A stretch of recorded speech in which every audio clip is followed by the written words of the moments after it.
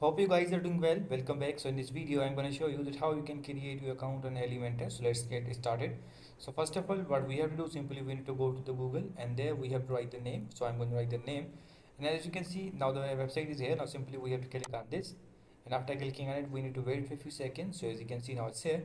Now simply we have to click on the get started. So let's click on it. And after clicking on this, as you can see, for example, I'm going to choose a continue with Google. So you also have to continue with Google. And now I'm going to choose my this email address, and we have to wait for a few seconds until it load. Let's click on the continue. As you can see now our account is created. Now we have to wait for a few seconds until we move to the dashboard.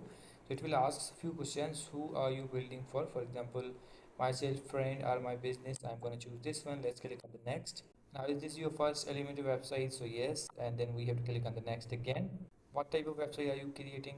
For example, I'm going to business in the portfolio, and let's click on the next again. And now do you have a hosting provider? No, and I'm going to click on the next.